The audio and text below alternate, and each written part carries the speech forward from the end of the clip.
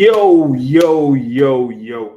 what's up? What's going on? What's good? That's right, the Boxing Source is checking in here for the midweek report on August 9, 2023.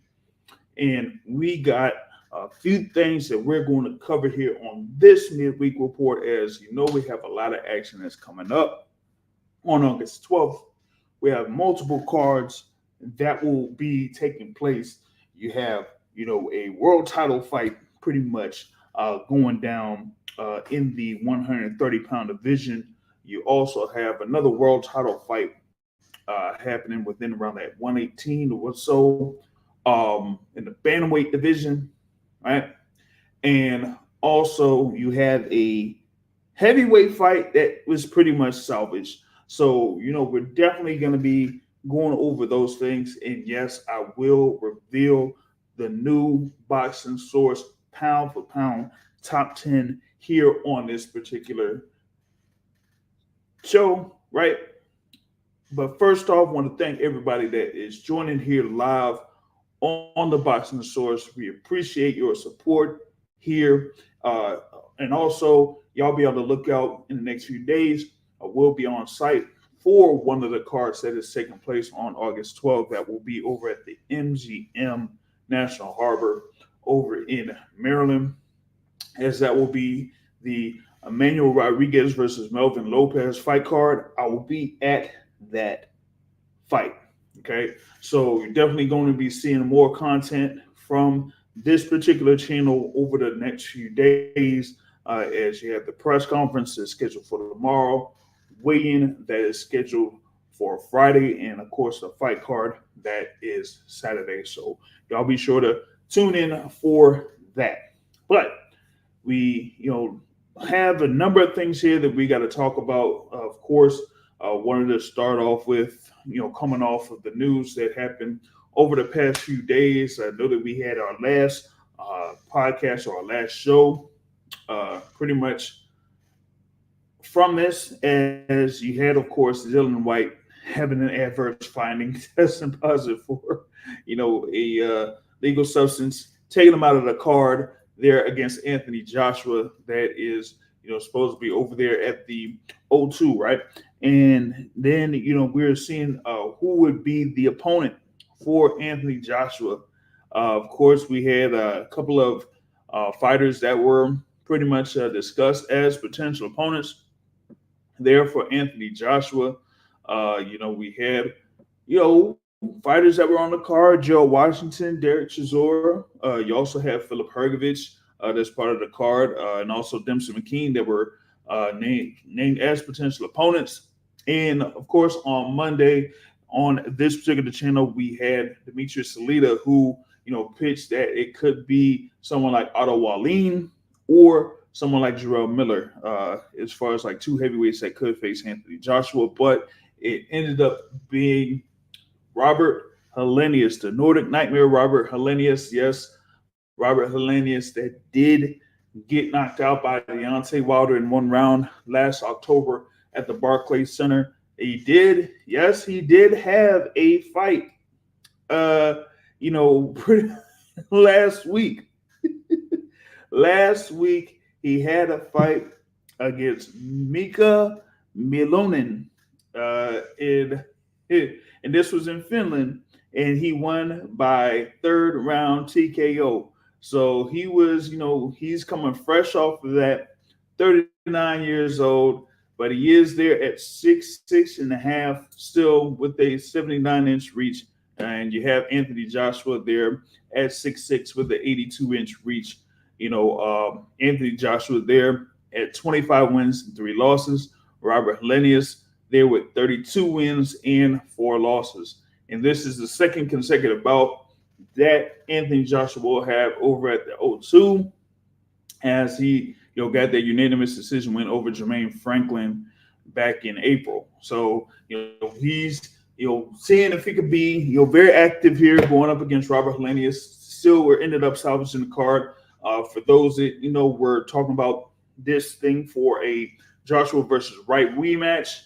Was saying it was on the zone pay-per-view, but since White is out of the card and they added in Helenius, They removed it from pay-per-view, so it's just regular DAZN. So folks that are subscribed to DAZN will be able to catch that live, or if you haven't ordered it yet, ordered DAZN yet for that month, you pretty much buy that. You'll be good for the month.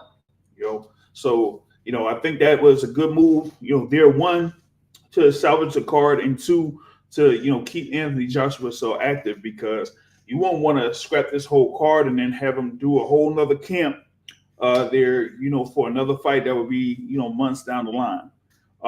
He didn't want to end up having like one fight a year, or just 2 fights a year. He wants to be as active as possible here in 2023. So he's still in there against Robert Helenius. And this one is going to be, something where we see him in the second bout under, Derek James, Coach Derek James. Of course, he's the 2022, Coach of the Year, Trainer of the Year. But this year, we've seen what's happened here with Derek James, especially in the past few weeks. He had his fight with Frank Martin against Artem Harutyunyan, where, many folks felt like Frank Martin was, struggling a little bit there against Artem Harutyunyan. And then, of course, what happened there with Errol Spence against Terrence Crawford, where Terrence Crawford stopped Errol Spence there to become the undisputed welterweight champion.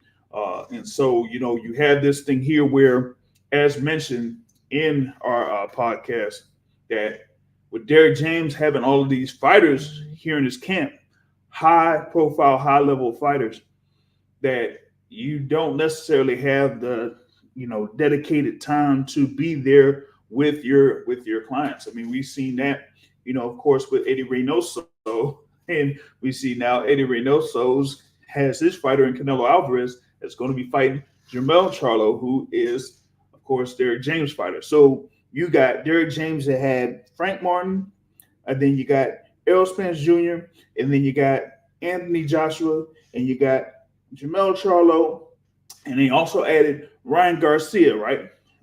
So that's definitely something where you got a really, really big plate out there. So we got to see if Anthony Joshua has progressed while being in the camp there over in Oak Cliff, or whatever it is, over in Texas. A real quick shout out live to Bruce Gas, Boxing, Jazz, and more in the building live.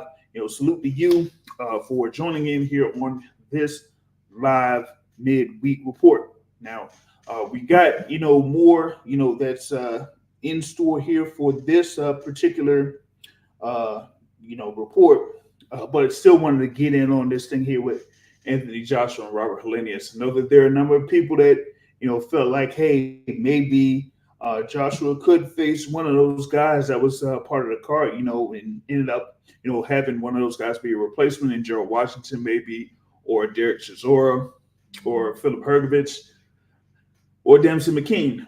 Philip Hrgovic and Dempsey McKean, that wasn't going to happen. I don't think that, Philip Hrgovic or, Dempsey McKean was going to, come up and be the opponent there in that instance, particularly with Philip Hrgovic. Philip Hrgovic is still, sitting there as a mandatory challenger for one of those world titles.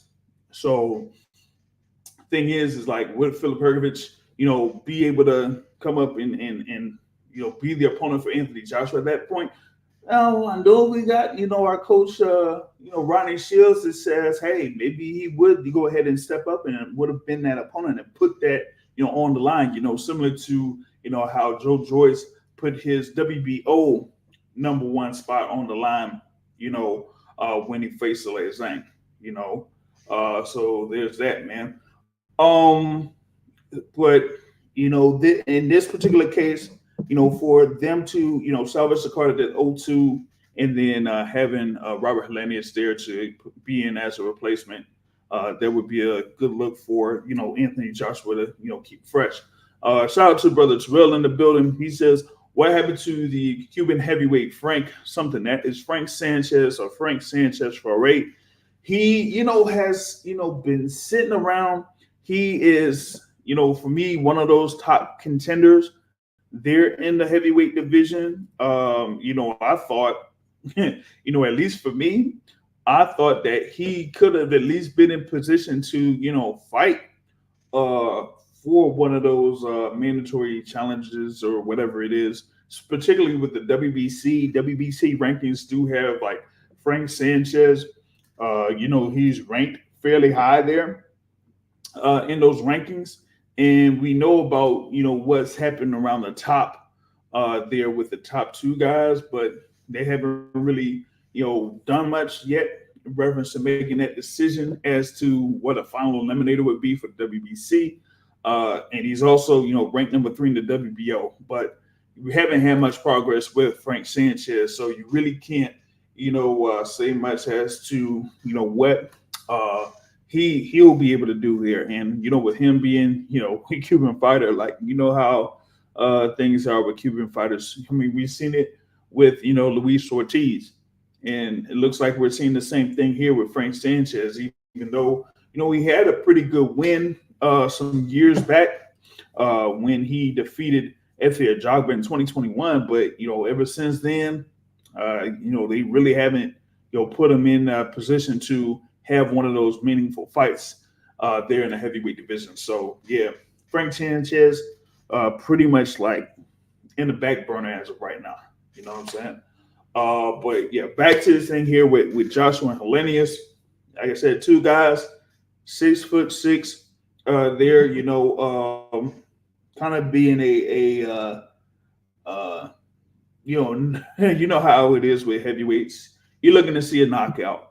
And for this one, I'm looking to see a knockout, particularly, from Anthony Joshua. I know that some folks were, really eager to see what was going to happen when Joshua came back against Jermaine Franklin.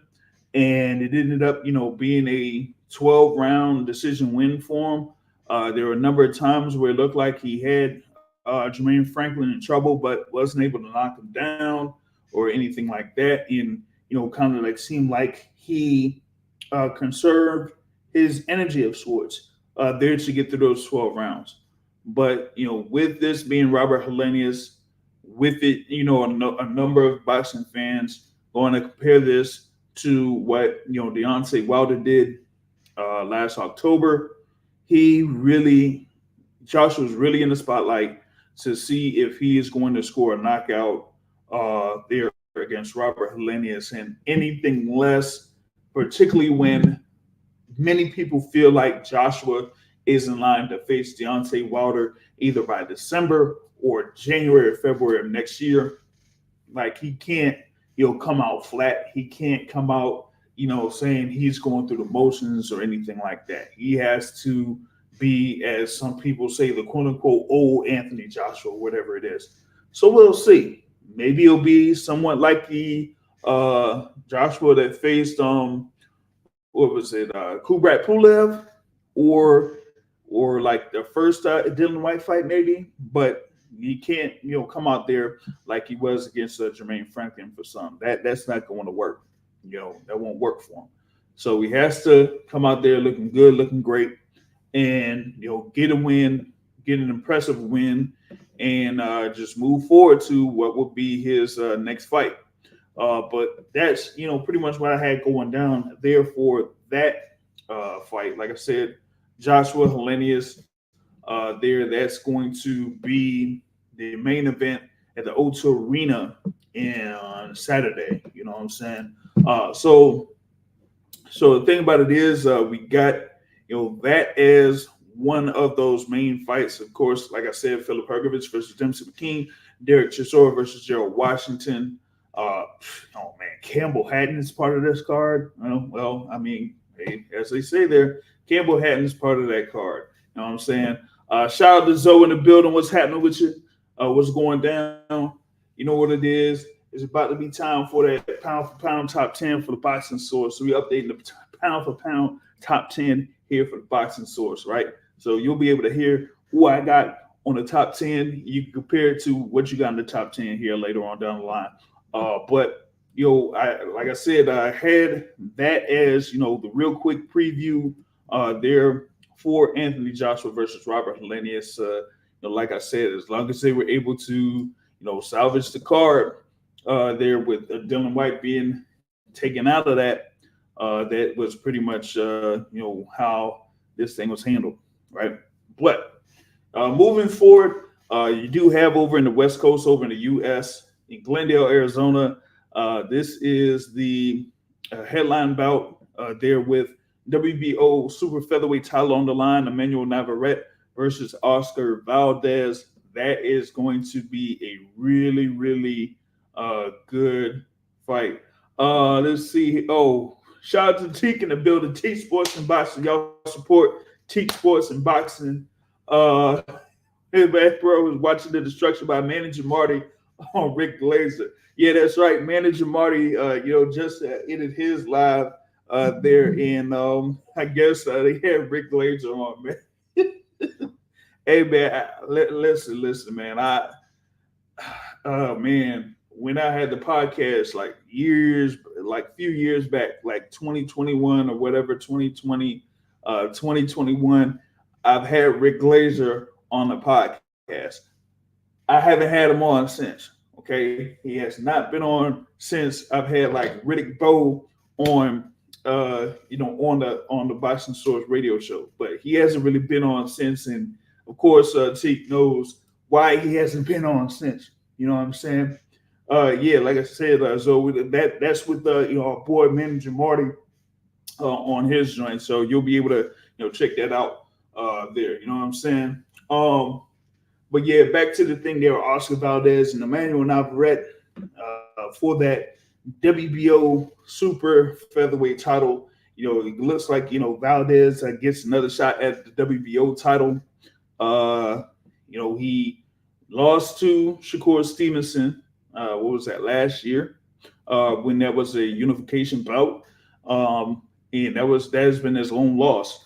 While Emmanuel Navarrete also has one loss, but he's also been a multi-division world champion, super bantamweight, even at his stature, super bantamweight, 5'7", super bantamweight, and bantamweight. Not bantamweight, but featherweight title, and then moved up to win the super featherweight championship earlier this year against Liam Wilson in a bout that was pretty tough for him, but he ended up winning that bout. You know what I'm saying? But this one is going to be a really, really good fight between Navarrete and Valdez. Like I said, Navarrete is there at 5'7", and Valdez is there at 5'5.5". Now Navarrete has the reach advantage from about like 6 inches or whatever it is, and you still got Valdez that still has some knockout power there. And it looks like Zoe and Teak pretty much is saying that Oscar Valdez is going to win. Now, if we see the Oscar Valdez that we saw coming out there, when he scored that big win against Miguel Burchill, I think that'll be something there for him, but he's coming off of having a fight against Adam Blue Nose Lopez, which is crazy. He's out here for like another 3. It's coming off 3 months. That's pretty good. You come off of a fight with Adam Blue Nose Lopez and then get right back in it to face the WBO champion Emmanuel Navarrete there, who like I said, had a tough fight against Liam Wilson. You know what I'm saying? But a number of people are looking forward to this bout. Looking forward to being an all-action bout. Like I said, Navarrete is somebody that throws punches and bunches. But Oscar Valdez, also can do that, but also has some good power behind those.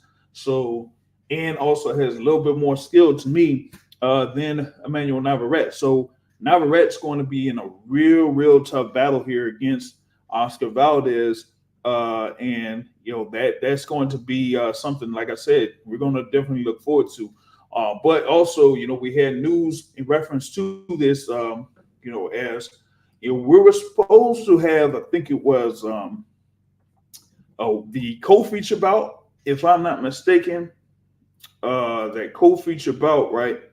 We're supposed to have Ray Murataya, on this card, but Ray Murataya, had to withdraw from this there at the co-feature. And he had an injury in training, so that bout that was going to be Murataya versus Diego Torres. That's going to be out. You know what I'm saying? Which is a good setback because Murataya is one of those guys that is uh, rising in that division, in the lightweight division, man. That's definitely a competitive division there in the lightweight division. And Ray Murataya is one guy that has been, rising up in the rankings there at lightweight. But with this injury, that sets him back a good little bit here, and we got to see what's going to be next up for him because, like I said, they do have a good number of contenders there in the lightweight division, particularly in top rank. With Ray Murataya, you got Jermaine Ortiz, of course, you got Shakur Stevenson. You got Vasyl Lomachenko. You had Devin Haney fighting on top rank a little bit too. So you got a whole lot of guys that have been mixing and matching there within that lightweight division that Top Rank has. And Ray Murataya was going to be one of those guys that was a definite contender out there in the lightweight division. But with this, he kind of like has a setback there at 135. And he's kind of like ranked in there number 10 or so in the WBC, and that's a little bit above, George Kambosos and Maxie Hughes, who just had a fight. Keyshawn Davis, was out there as well. You know what I'm saying?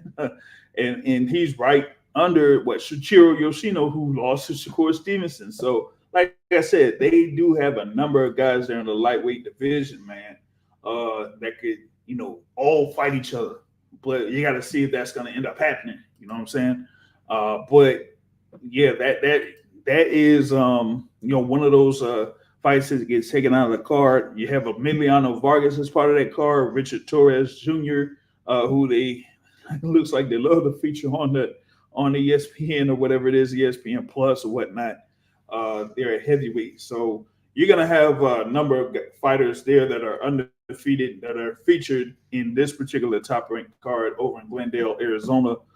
So you do have that, and we also have, like I said, over at the MGM National Harbor, Emmanuel Rodriguez there is going to be going up against Melvin Lopez for the vacant IBF bantamweight title, and you also have Gary Antoine Russell going up against Kent Cruz in the super lightweight division, and Trayvon Marshall goes up against Gabriel Maestre. Those will be the three fights that will be on Showtime on Saturday night that you'll be able to see. They got a couple of other fights that will be on the Showtime Sports YouTube channel. If I could go into that real quick, you got hold up real quick because I had the whole card on my page, on my Twitter page, right? You're gonna have the Michael Angletti versus Jonathan Lopez. Jose Benavidez Jr. Will be in action on the Showtime Sports YouTube channel, and also Damian Vasquez will be on that YouTube channel as well. So you do have those fights that are on that card. Like I said, Emmanuel Rodriguez, they're going up against Manuel Lopez. That will be something because this is saying Manuel Rodriguez that ended up having a technical decision over Gary Antonio Russell, where he was really beating up Gary Antonio Russell in that fight. That was some in the Barclays Center there. Gary Antonio Russell, of course, they had the no decision in 2021, so they had this fight come back again, and this one, he was just, either it was like he was too powerful or whatever it is for Gary Antonio Russell. It was just like Antonio just really couldn't deal with them in that particular case. But now he's here for the spot for the vacant IBF bantamweight title against Melvin Lopez. Comes in 29-1 with 19 KOs. He's had one knockout loss, and that was to Jose Velasquez. But he has been basically knocking out almost everybody since. So you probably have a pretty sleeper type of a bout if you're down with those guys there in the bantamweight division. Of course, you had Nairo Inoue that recently was the undisputed champion there at bantamweight, but now since he had moved up to super bantamweight, of course, he beat Stephen Fulton to get two of those belts in super bantamweight. All those belts at bantamweight have been basically split up. So now you got this as one of those belts. You also, had what was it? A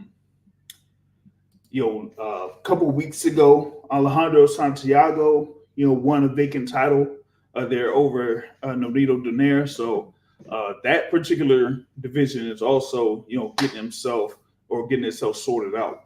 You know what I'm saying? But, with that being said, you got to see if one of these guys, Manuel Rodriguez or Melvin Lopez, will be able to, step up and get this vacant bantamweight title. Manuel Rodriguez is kind of like listed as one of those top guys there in the bantamweight division ever since Nairo Inoue left. So he has his shot to get this IBF title and compete against the other guys there at the bantamweight division to see like if he is one of the guys that's pretty much at the top. And like I said, you got Trayvon Marshall undefeated there against Gabriel Maestre. Y'all know what happened with Gabriel Maestre and Michael Fox, right? So that was a couple years ago. Maestre is coming off of getting a stoppage win over Devin Alexander. Who knew that Devin Alexander was still fighting? But yep, that's what happened. But Trayvon Marshall is one of those guys that you definitely want to watch out for there as a young man that is coming up, really, really fast there in that division, man. You to have, of course, coming off of his win over Justin Loach and then being put in this particular bout here against Gabriel Maestre, who has been ranked fairly high in some of the boxing organizations, particularly in that WBA welterweight division or whatnot. That this one here, if Trayvon Marshall gets this win, you're gonna see him jump up those rankings really, really fast, really fast.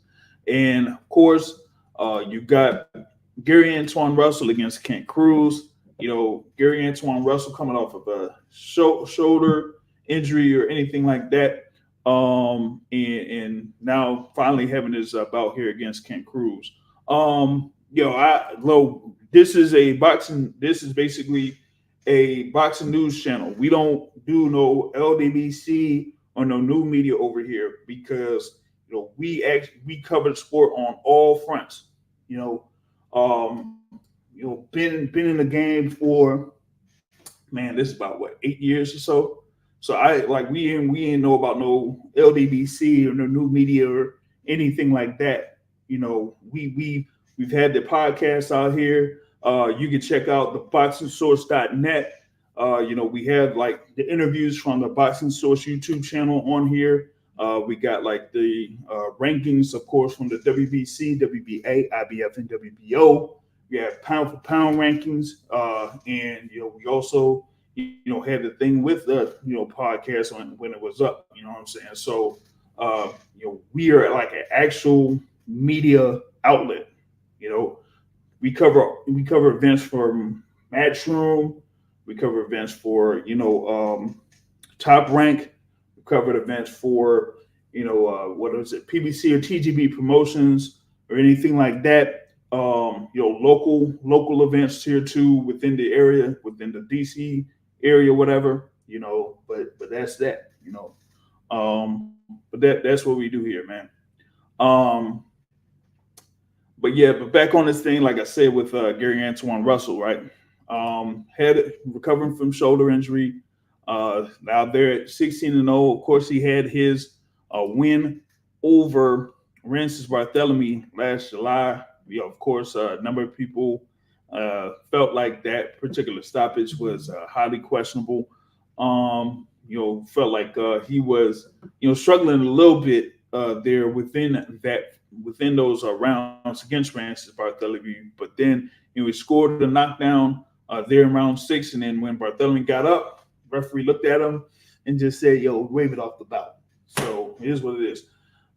So like I said, 16 wins, 16 KOs, going up against Kent Cruz, undefeated, 16 wins, 0 losses, and 3 draws. 2 consecutive draws in a row there against Enrico Gagokia. But now it's going up against Gary Antoine Russell. This one will be a pretty good fight. So I think it'll be a pretty good fight there for both guys, particularly with Gary Antoine Russell to have another fighter with the type of skill set that Kent Cruz has. So just be on the lookout for those 3 fights. Like I said, with Gary Antoine Russell, Kent Cruz, Trayvon Marshall against Gabriel Maestre in the main event, Emmanuel Rodriguez versus Melvin Lopez. That will be shown live on Showtime. You know what I'm saying? Zoe says, yeah, it was a horrible stoppage. But then again, who wants to watch Francis Barthélemy for 12 rounds? That's pretty much what it is. It's pretty much what it is. All right. So now pretty much here for the moment, of course, we are finally gonna go over the pound for pound rankings here in a bit. We're just gonna have something here real quick before we start off with those pound for pound rankings, because it looks like somebody wanted to join in here for a little bit. So I wanted to send that out there, send the link out there to him so that he'll be able to join in. This person, yes, you already sent the list. I've already seen the list and everything like that. So I've seen that, and you may be a little bit surprised with what I got here on the list here for the top 10. And I actually did expand the list to 15, but you will hear 11 and 15 after the top 10, right? All right. Now, here we go. We're going to go through this here for the top 10 in the pound for pound rankings. All right. Now, here we go. Number 10 in the Boxing Source pound for pound rankings. Who do we have? Well,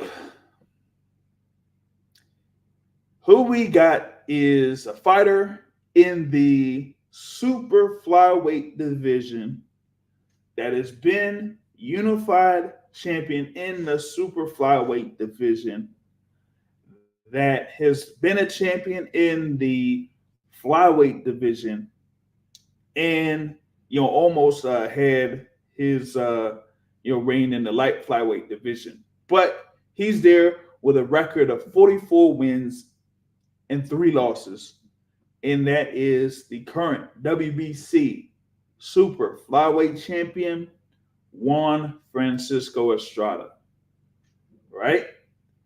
And yep, I have Juan Francisco Estrada, currently there at number 10. Okay, this is going off of not just what recently happened, but but also having Estrada kind of like being around the top 10 in the past, but didn't quite crack the top 10 in the past couple of rankings. But this time around, he is there with the entry at number 10. Now at number 9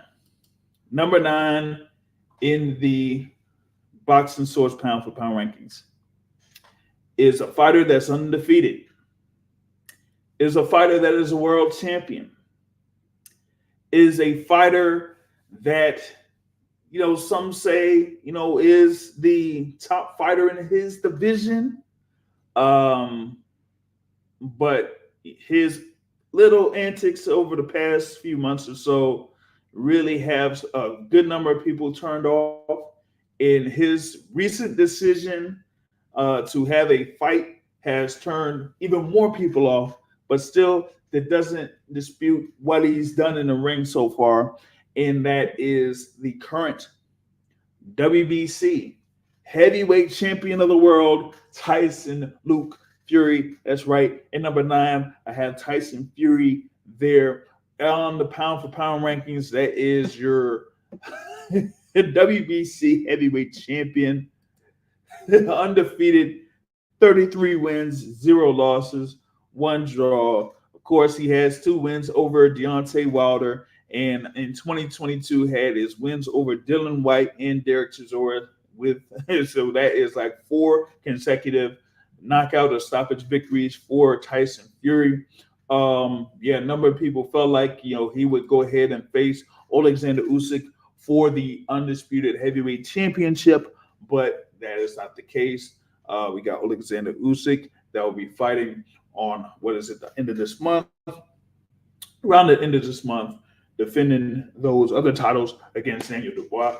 But for Tyson Fury, he is going to be facing Francis Ngannou in October, man. Like it's crazy. It's crazy, man. It's crazy. It's wild.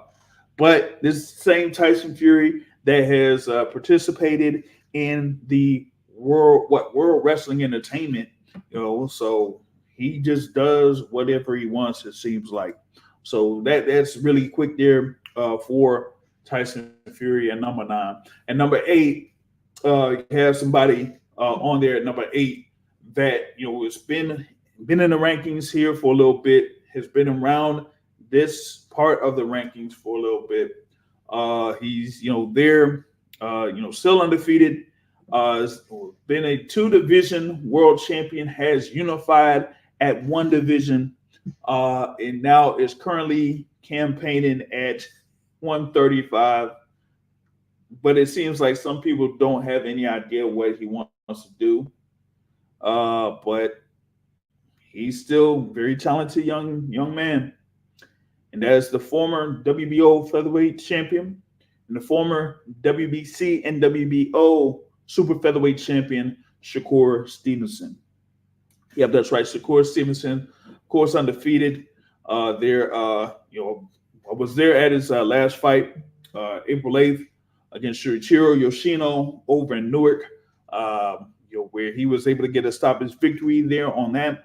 After that, he did say like he was vocal in trying to go after Devin Haney, but hey, we've seen over the past couple of weeks, we've seen what's going on between those two, and we see what Devin Haney has made a decision to do. So Shakur Stevenson looks like he's looking for an opponent, but if Devin Haney is doing what he's going to do, and the boxing organizations make a decision about the titles that he has there at 135, it still means that Shakur Stevenson could have a chance to win maybe a vacant title. But that remains to be seen here. We got to see what happens over the next few weeks or next couple of months. What these boxing organizations will do here as far as like with Devin Haney, of course, being an undisputed lightweight champion, right? Zoe, said that he has Shakur Stevenson at 10, and just by position for Shakur, a win over Lomachenko could boost him up. But it seems like on Twitter he's kind of talked about Lomachenko too after saying, Lomachenko, man, I feel for you, man. I thought you really won against Devin Haney, man. But then when it comes time for him to see if he could potentially fight Lomachenko. Oh, man. Shout out to Lance Meyer in the building here, joining us, here on the live joint. So, like I said, man, I've got number 10, Juan Francisco Estrada, number 9, Tyson Fury, and number 8, Shakur Stevenson. Now, number 7. Well, for those that checked out the boxingsource.net and the pound for pound rankings previously, now you'll see here that you really haven't had much movement since. And so with number 7, I do have, as of right now, still undefeated, and as of right now, he's still regarded as the undisputed lightweight champion. That is Devin the Dream Haney. Yep, Devin Haney, who has made that move to go ahead and face the WBC champion at 140 pounds, Regis Prograis. That will be taking place in October or November or whatever. And you got, Regis Prograis claiming that they didn't have anything signed yet and that he signed his end of the deal and Devin Haney hasn't done his yet and whatever it is. And I'm like, we know that y'all gonna be fighting. Okay. Y'all just go ahead, get everything done. Y'all go ahead and fight.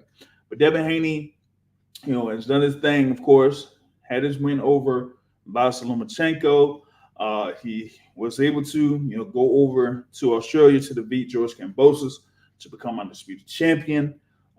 He's, been making moves, ever since he pretty much started his career. He's probably one of the few guys that's on this list that can, pretty much do what he wants to move, how he wants to move. But as of right now, we're gonna see if he does face Regis Prograis, and if he faces Regis Prograis and ends up beating Regis Prograis, you could have a potential unification bout at 140 pounds between Devin Haney and Teofimo Lopez. We'll see. You know what I'm saying? We'll see. But as of right now, Devin Haney is there sitting at number 7. Okay. All right, at number 6. This one I kind of like had a little split as to if I wanted to have this fighter moved up a little bit, but having moved up would have meant that one fighter that I've already moved down the list would have had to move further down, and I'm not quite able to do that yet. So at number 6, it's pretty much been rated above those guys that have been below them. Multi-division champion, world champion, whatever you want to call it. Very talented, undefeated, one of the more, exciting fighters out there. And of course, I'm looking at this live chat and I'm like, and I'm kind of bothered because this person that's on here has not been looking at the Boxing Source pound for pound rankings over the past few months. And you would have seen that this person was rated above Devin Haney for the past few months. And no, I am not having him move below Devin Haney as of yet. That's right. Undefeated Gervonta Tank Davis. No, I am not moving him from that spot. I know that he has, he is not, undisputed champion like Devin Haney is, but he is a multi-division champion. He's had, world titles in the super featherweight division, the lightweight division, the super lightweight division, and right now, currently, he is a 135-pound fighter. Now, my thing is this: will he move down? Will he move down? Most likely he could, because for me, even though, of course, some of y'all know that I talk with a number of those folks, they're in the Upton gym, right? But for me, I kind of see the route for Gervonta Tank Davis is for him not to face the guys that some people feel like he should be facing. I don't think that's going to happen, at least not this year. That's for sure. Because, of course, some people were talking about maybe even facing Devin Haney this year. Well, that's not it. That's not going to happen. Then they said maybe he could face Shakur Stevenson. No, that's not going to happen. So that remains for him to, at least for this year, facing someone like a Frank Martin or someone like a Isaac Cruz Gonzalez. And if he faces Isaac Cruz, I'm sorry, I'm gonna be straight up. That ain't gonna cut it. We saw what happened with Isaac Cruz against Giovanni Cabrera, man. And listen, if you saw that fight, man, I'm like, come on, man, I get it. You know, um, and so listen, if he fights Pitbull, it's going to be in the DC area. I don't think it would be anywhere else. If he's fighting Pitbull, it would be in the DC area. You know, I say he should fight like a Frank Martin, but I doubt that's going to happen. You know, I doubt that's going to happen. The Cruz fight is the easiest fight for them to make right now, particularly with, of course, this situation. But hey, it is what it is. He's there, of course. He's making these type of fights, money fights or whatever it is. But yeah, if he fights Isaac Cruz, okay, okay, I'll put this on record. So you'll hold me to this, okay? If Gervonta Tank Davis does fight Isaac Cruz in his next fight, he will definitely go down at least one spot in the Boxing Source pound for pound rankings by October or whatever it is. Okay, that's what I say. All right.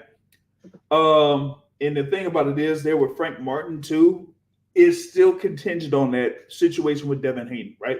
Because if Devin Haney moves up and he fights Regis Prograis and he ends up beating Regis Prograis, that would hold up the IBF belt, right? So I would have said, hey, why not have Frank Martin fight Isaac Cruz for that top spot in the IBF or whatever it is, right? And then you would have, Vontae be, elevated as the WBA full champ, right? WBC will handle this thing and WBO will handle this thing. So we talked about this in reference to the lightweight division. You could have, Lomachenko fighting Shakur Stevenson in the unification bout. You could have, Tank Davis fighting, Frank Martin in the unification bout or whatever it is. And there you go. You know what I'm saying? And then the winners will face each other for, undisputed at 135. So we'll see what happens, right? But yeah, I just feel like Tank Davis will end up fighting Isaac Cruz, and then that'll do. It's scheduled Zepeda. He says Isaac Cruz, Zepeda, then Martin. Yeah, Zepeda's a free agent, ain't he? Yeah, he's a free agent, ain't he? Hey, maybe they're gonna pull Zepeda to come up and fight Tank Davis. Probably fight Tank Davis early next year. We probably could have something like that. You know what I'm saying? So that would be that. But yeah, once again, there, Tank Davis, there at number 6, right? Okay, number 5. Yep, number 5. I still have him here ranked in the pound for pound rankings. He was formerly at number 2 in the pound for pound rankings, but he ended up losing recently, and so he drops to number 5. And that is now the former unified champion at welterweight, Errol Spence Jr. That's right. Of course, like I said, you can't diminish the work that he's done up to the point that he faced Terrence Crawford on July 29th. Of course, he unified the belts. He defeated Kell Brook. He defeated Sean Porter. He defeated Danny Garcia. He defeated Yordenis Ugas. Yes, he had, he caught a bad break not facing Manny Pacquiao, right? But he still did the work there in the welterweight division for him to, at least be in the pound for pound rankings. And he's there now currently at number 5. What is going to happen with him next, we don't know. Looks like he's, it didn't take him long to recover from what happened on July 29th because he's already out on vacation. And so he's still doing his thing. We'll see what happens next. He says that he wants a rematch with Terrence Crawford, but at 154 pounds, who knows how that's going to work out. But given the given the schedule for some of these fighters, that may end up being next there. So, like I said, number 5, Errol Spence Jr. Now at number 4 is a fighter that was at number 5, but he moves up to number 4 since Errol Spence Jr. moved down from number 2. And that is right now the current undisputed champion at 154 pounds, Jermell Charlo, who will be facing Santos Saul Alvarez Barragan on September 30th at Las Vegas. They call it undisputed versus undisputed. Okay. It will be undisputed versus undisputed until, Jermell Charlo steps in the ring or whatever it is. They say that they're going to strip him of the WBO belt for him not facing Tim Tszyu. I'm like, man, whatever, man. He's declined to face Tim Tszyu to fight Canelo Alvarez. Anybody would do that. And like I said, if Jermell Charlo wasn't hurt or injured in January, he would have faced Tim Tszyu, And now he's going up to, see if he could become an undisputed champion at super middleweight. And Joe says, Mel with the upset. Hey, man, I'm having a few people picking Jermell Charlo for this. And I guess it's coming off of, what Canelo Alvarez has done over the past few fights. And the thing about it is, for Jermell Charlo, I was at his fight last year when he had the rematch against Brian Carlos Castaño. And that was the best that I've seen Jermell Charlo, probably since when he fought Jason Rosario. But, for me, Jason Rosario was like a certain type of fighter. So I would have thought that like Jermell Charlo beats Jason Rosario like every single time. But the way that he was able to adjust to what Brian Carlos Castaño was doing in the rematch in comparison to the first fight, that was great. Now with Canelo Alvarez, we just got to see how he is still able to move around. And yep, that's the thing there. Guzman also in the corner there with Jermell Charlo. That's definitely been a huge factor there for Jermell Charlo in this particular case. And yep, like I said, the last 3 performances are there, against Sean Ryder, against Gennady Golovkin, and against Dimitri Bivol. That's why, people are kind of leaning towards Jermell Charlo here to kind of like get this win. And if he took notes of what Dimitri Bivol was able to do by controlling the distance, being consistent with the jab, popping in and out of the pocket, he could really give Canelo fits, especially if he's able to move around the ring very well. Just don't get to a point where you're stopping and allowing Canelo to get to you. You will really have a good shot to defeat Canelo Alvarez on September 30th. But there's still, a big task there for him on September 30th in Las Vegas. But Jermell Charlo is currently there at number 4. Now at number 3 is someone that has been around the top or at the top of the Boxing Source pound for pound rankings, but he has not fought since last August. It's going to be pretty much a full calendar year since this man has been in the ring. And of course, he's had the whole back and forth with another fighter that's on the pound for pound rankings. But we're not going to get an undisputed title fight in the heavyweight division. So we are going to have him defend his titles against Daniel Dubois, and that's Alexander Usyk. Yep. And he had his wins over Anthony Joshua, one to win the unified titles and then one in the rematch. Of course, he's the former undisputed champion at cruiserweight. He's had his wins over Derek Chisora in the heavyweight division. He's done a whole lot, particularly in the cruiserweight division, and beating one of those top guys in the heavyweight division, Anthony Joshua. That's what had him at number 1 for some time. But with him having that inactivity ever since then, not having a fight against Tyson Fury, and him now going to be up against Daniel Dubois, in a couple weeks. Has put him at number 3. Now, here's the thing with the top 2 fighters. We've had this discussion on the Boxing Source podcast here over the past few days. There's been people that have made the case for one, made a case for another. Okay, and I really thought about this, flipping one or the other, and I'll just put it out there. I'll announce both of these fighters. At number 2, Naoya Inoue. Number 1, Terrence Crawford. All right, so there you go. That is your top 2 fighters. Naoya Inoue at number 2, Terrence Crawford at number 1.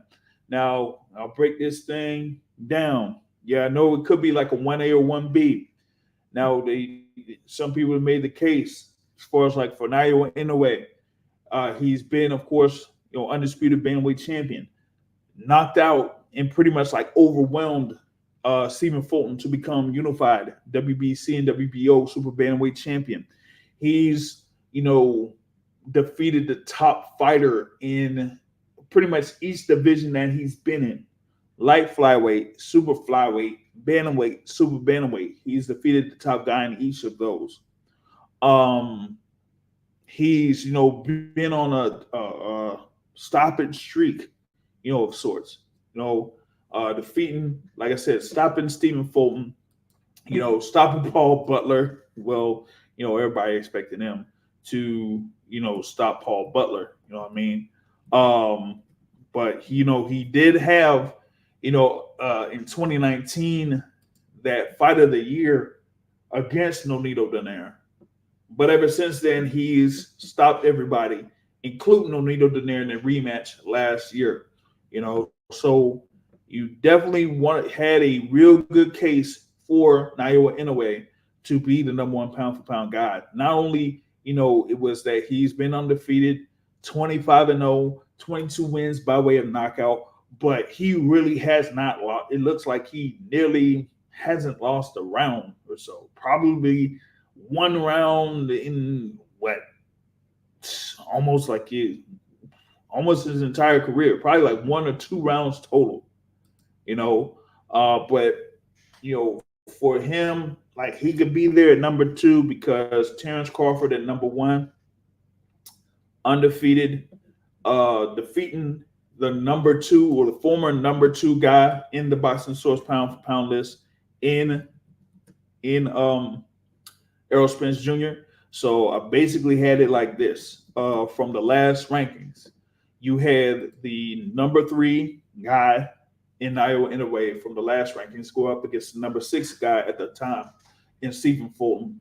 And you had the number 2 guy in Errol Spence going up against the number 5 guy in Terrence Crawford. And yes, even though you already had Naoya Inoue ranked above Terrence Crawford at the time, he beat a lower ranked guy. Terrence Crawford beat a higher ranked guy. And a number of people, felt like, that particular fight was going to be a much closer matchup than the fight between Naoya Inoue and Stephen Fulton. Naoya Inoue was like almost like up to a 4-1 favorite against Stephen Fulton going into that bout. While Terrence Crawford was the favorite against Errol Spence, getting closer to the fight, more and more people were picking Errol Spence to win that fight. Okay, so and for Terrence Crawford to have that performance, being able to knock down Errol Spence on 3 different occasions, once in the second, twice in the 7th, and being able to close the show to stop, had that fight stopped, him becoming a 2-division undisputed world champion, which of course Alexander Usyk couldn't do because he didn't have a fight with Tyson Fury.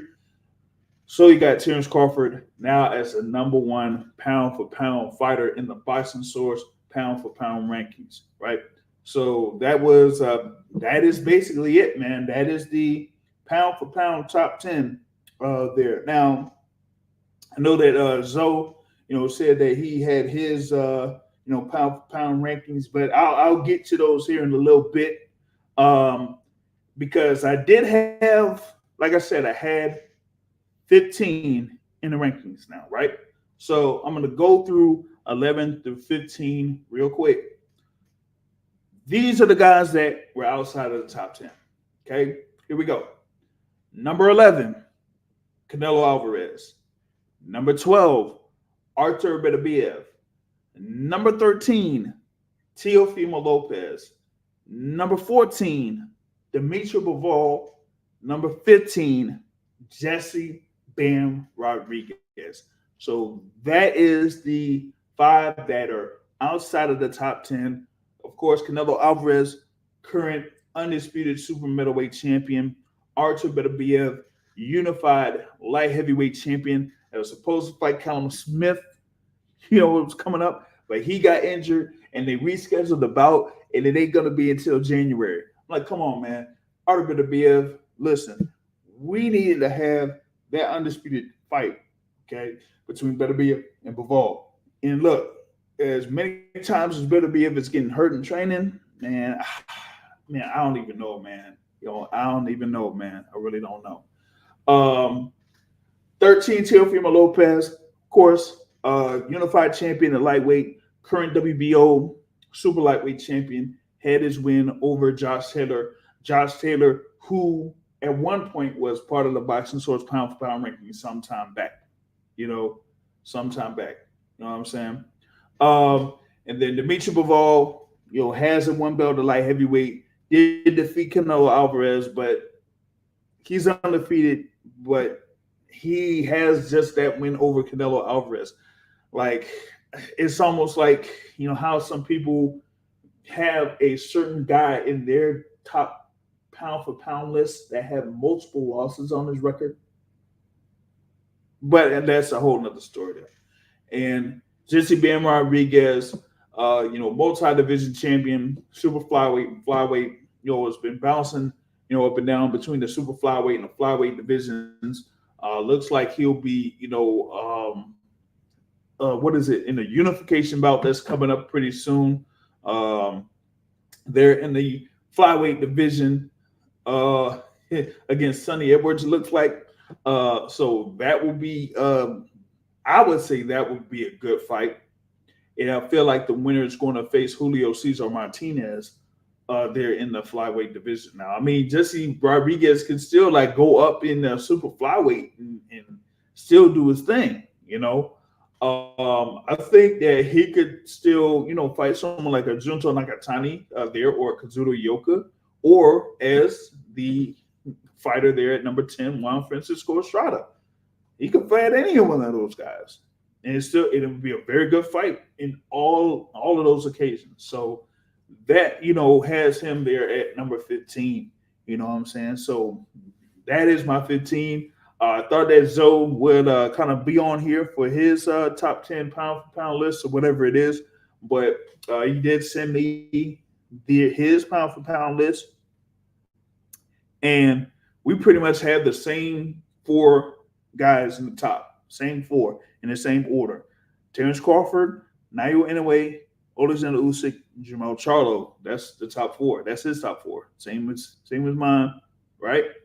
Hold up. And I sent you the link, man. I sent you the joint on the man, I sent you the thing on Twitter, man. Come on, man. Like this, come on, man. Now I gotta put this thing on here, man. Only Zoe and Terrell probably could be on here, man. So if anybody else starts to get on here, you would have to I might have to have you do some side quests before you get able to get on this live joint, man. Already about an hour in, man, and I already went through my list. You know what I'm saying? I already went through my top 10 pound for pound list. That again will be updated on the boxingsource.net, because as of right now, it still has the previous pound for pound top 10. But I will update that here. All right, here we go. We got a guy that has his list, Lord Zoe, that he submitted to me. What was it, like a couple days ago? I think it was a couple days ago. You sent that joint. Yeah, you sent that almost last week. So Zoe, what up? See if I'm able to hear you. Hold on just a minute.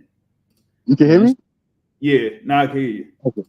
Okay. Yeah, I don't know what's going on. All right. Okay. So for some reason, I can't pull up my list while being on this shit right now.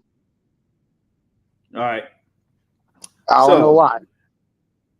But yeah, yeah, but yeah, it's wild. basically, I base my list on three criteria, right? So it's your accolades, it's your in-ring performance. You feel me?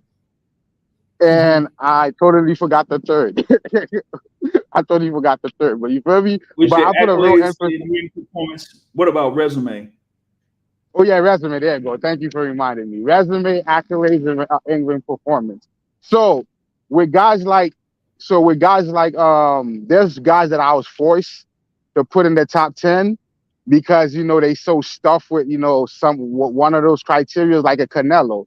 Even though he took the loss, and okay, my bad. I also have a fourth rule. My fourth rule: if you get fucking knocked out, if you get dominated, knocked out, you get kicked out the list. You feel me? But I make exception if you built a lot of equity before that loss. You feel me? So that's why I'll have Errol Spence still in my top 15 because he built a lot of equity before that loss, even though he got dominated. Fulton, not so much. I had to kick him out. You feel me? Okay, I think I have Tank Davis number 15. I don't know if you can watch and see Yeah, the list right now. Okay, but yeah, I got yeah, Tank I got. Davis number 15. So the reason I Mm-hmm. have Tank Davis number 15 is because he does have the skills. You feel me? He does have the skills. The reason he's so low, even though he's undefeated, is because the accolades. He has two titles. He has won two titles his entire career, and he's what, 28 right now, 27, 28. I don't know which one. How old is he? Yeah, it should be around 28. Okay, he's 28 years old. He don't only won two titles. He won the IBF title at 130, and he won the WBA, a vacant WBA title at 130. And that's all the titles he done won. He has the highest ranked opponent he won according to the transnational boxing ranking. I mean transitional boxing ranking. The highest ranked opponent he fought, divisional ranked opponent he fought was fucking Isaac Cruz. You feel me? Number 6. You feel me?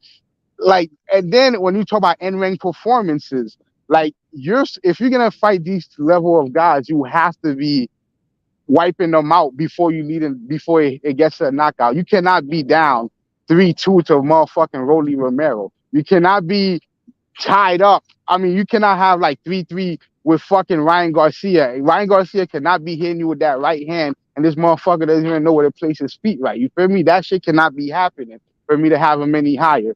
Number 14, who I got at number 14? I can't see my The list right biggest now. Chocolatito. Yeah, You said I got Chocolatito. Teofimo? Okay, Chocolatito. No, The reason I Chocolatito. still got the reason I still got Chocolatito on my list, even though he just came off the loss of Estrada, is because I do not feel he lost to Estrada. You feel me? So there's got to be a consolation prize in there. So I kept him in the list on top of the equity he built before the loss. You feel me? All the work he did. He's a first ballot Hall of Famer before that fight even happened. You feel me? So he still built equity, and it was a close loss where you could argue that he won that fight. So that's why I still kept up in that list. Number 13, who I got?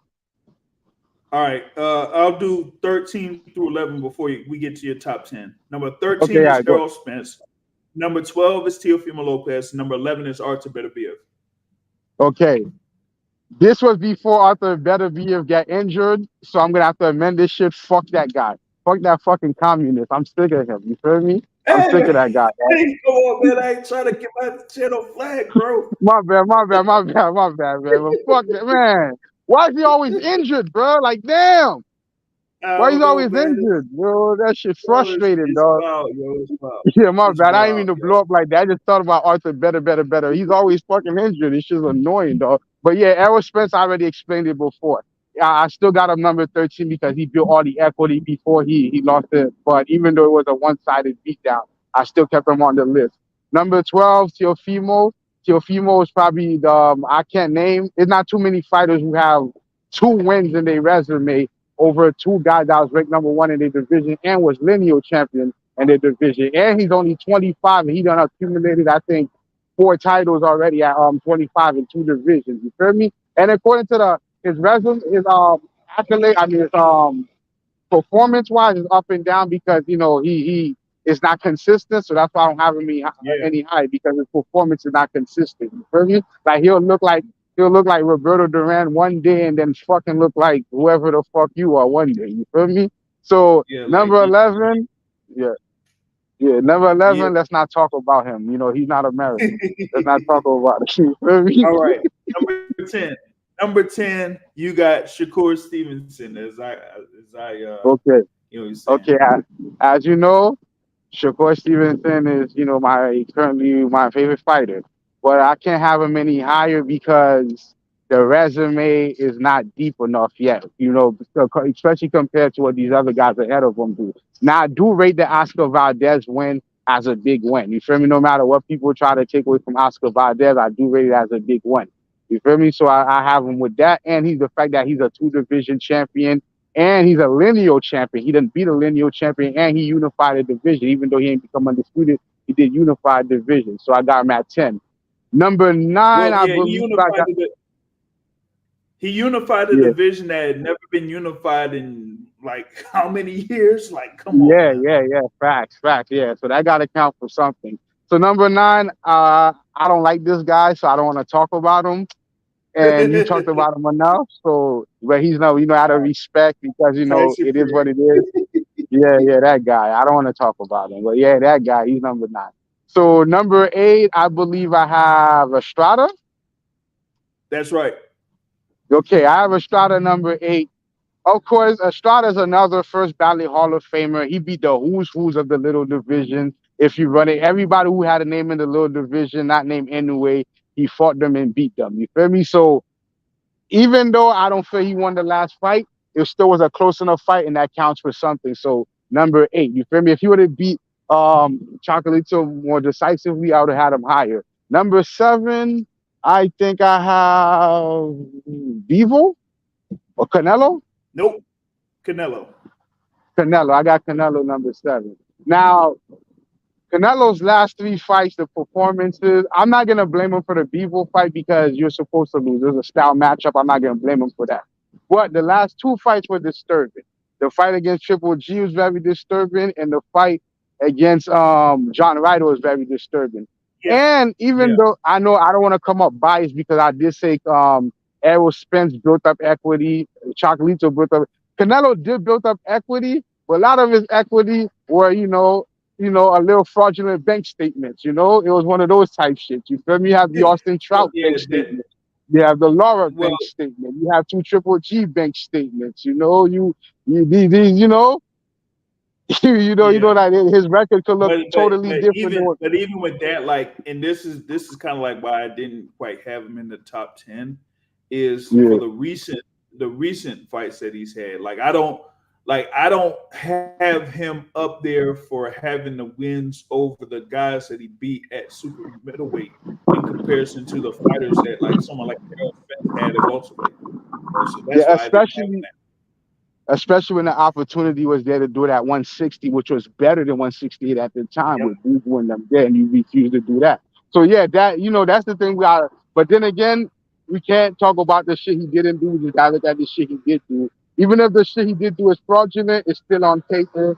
So Yep. because of that, I gotta put him at number 7. You feel me? So number All right. 6 is Beagle, right? Yep.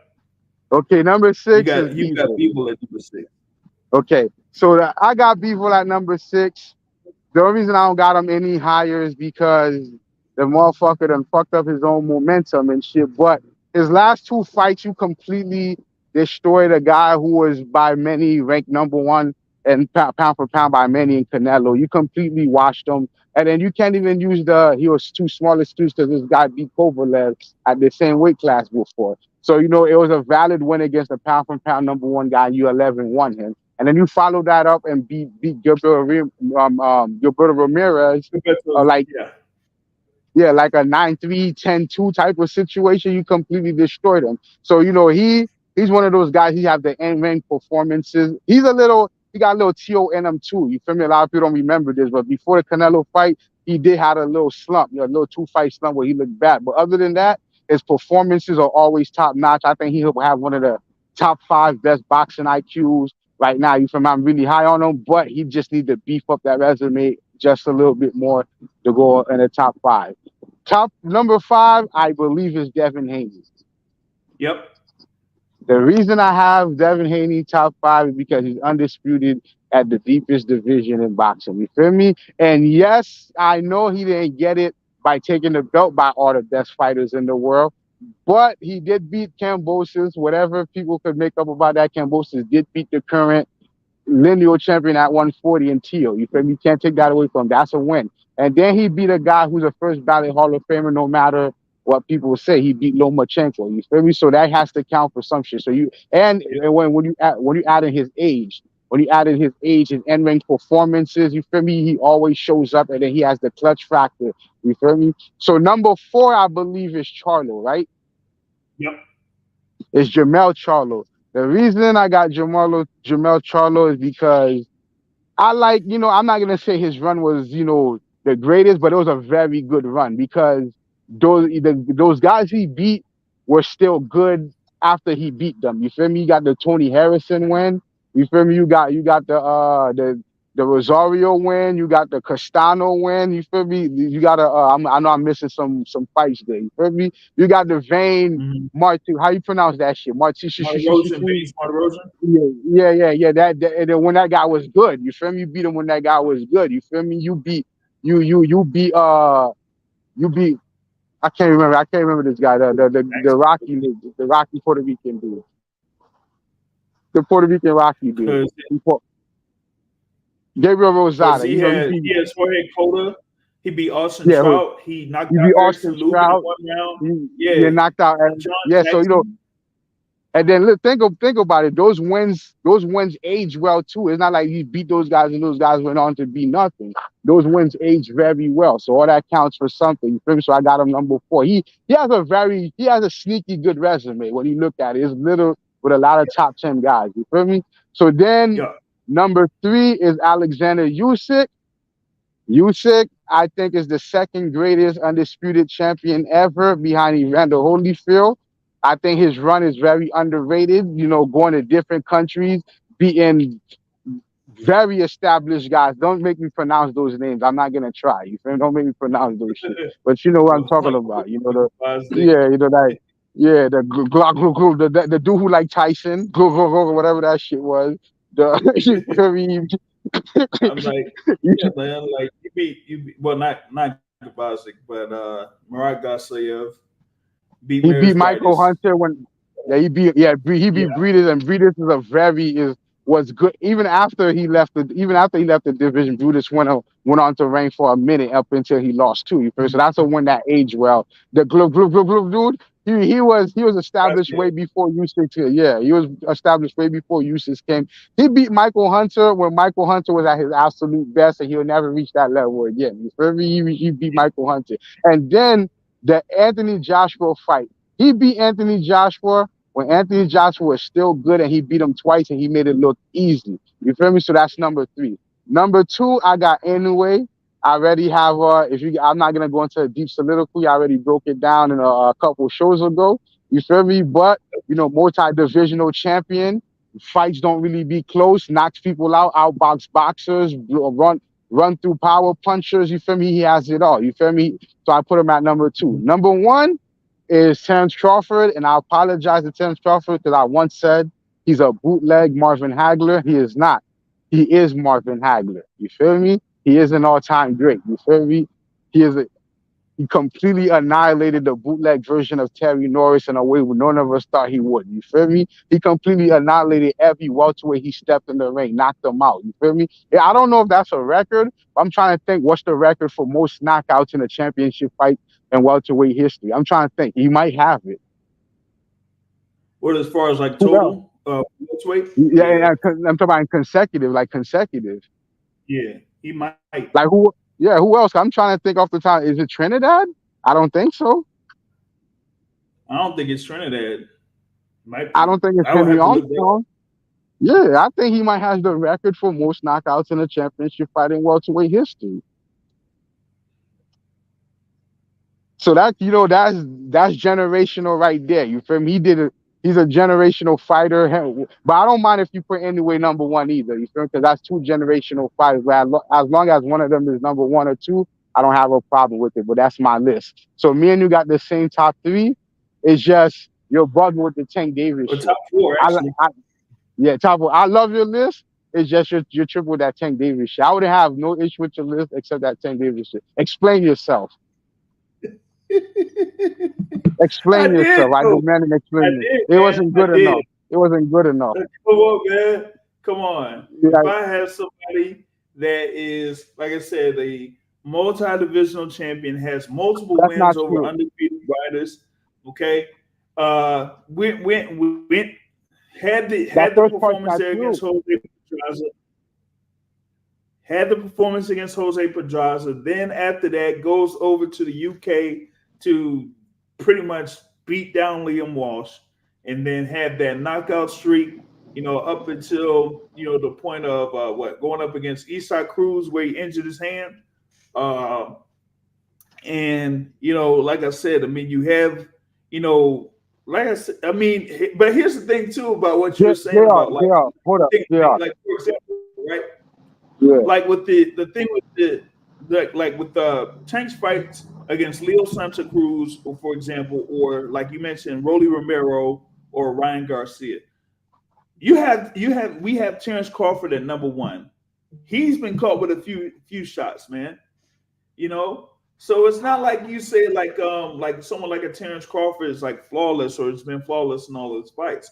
He hasn't been, but yeah, he's We're been not able to finish fights. no, You get two the things. I got two difference. responses. I got two responses to that. The first one is when I was talking about why Bud was #1, there's a name I didn't mention, right? Burns, Ricky Burns. You know why I ain't mentioned Ricky Burns? Who gives a fuck? He sucks. You feel me? But guess what? He's better than Leon Smith. I don't care if he went to Europe and Liam won that Walsh. fight. Huh? He said Ricky Kurtz is better than Liam Walsh. Yeah, man, they both suck, man. They both suck. You feel me? Ricky Burns was actually a two-division champion. I don't remember how he got the second one, but he was a two-division champion. You feel me? At one point. Wait, am I tripping? He was, right? What? Who? Ricky Burns. He was a two. Did he win did he win the title at 140? Or am I tripping? That one was. I Yeah. thought that was a 140. Nah, they fought at 135. He won his title at 135. He beat him at 135. Yeah, you want to title at one. He had won a title at 140 because remember he lost to Ndongo. So he's a two-division champion. Yeah, So he's Ricky a Burns, two-division champion. and he sucks, and I didn't mention Just him, and like he's better than me. he's a multi-division champion now. Huh? But who did he Like, beat though? Oh, yeah, he had that win over Curl Relic in 2016 before losing to Ndongo.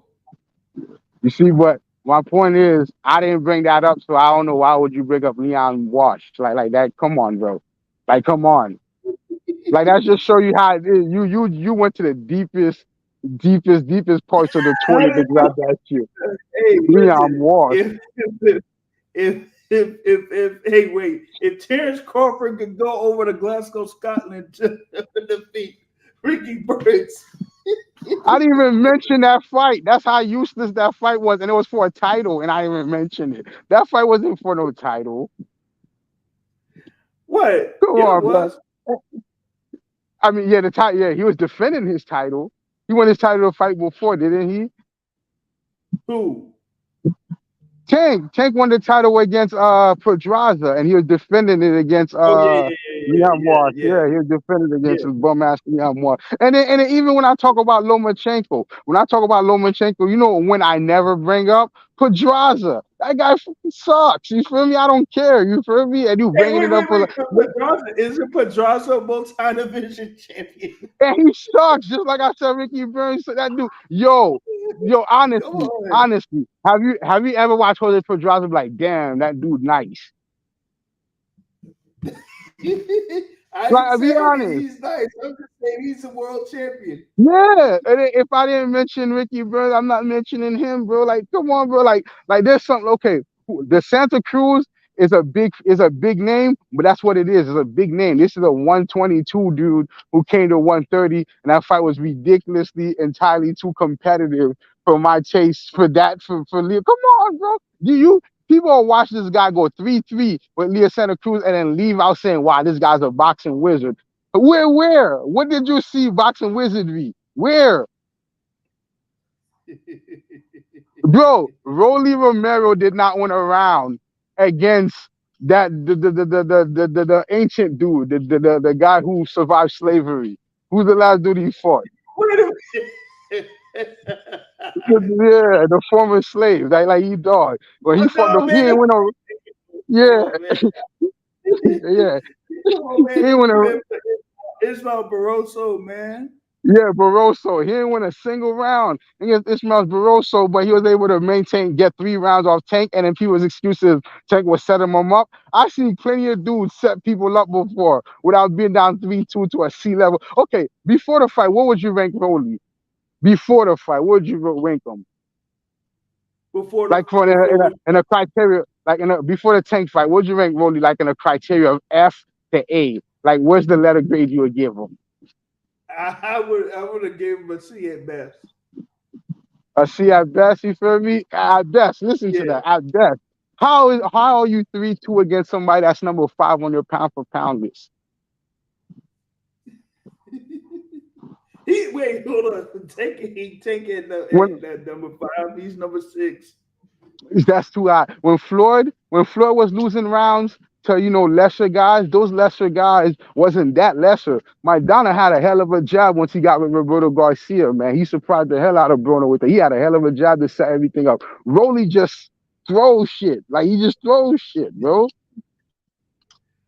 Isak Oh Cruz. man. Isak Cruz. I said this before. Isak Cruz reminds me of Jose Luis Castillo if Jose Luis Castillo sucked. That's who Isak Cruz remind me of, bro. Oh my God. That's what. In your opinion, who is Tank best opponent? What, best opponent? Yeah, like his best win, like his best win. Not on paper, but like overall his best win. Overall, I would say right now is actually Hector Garcia.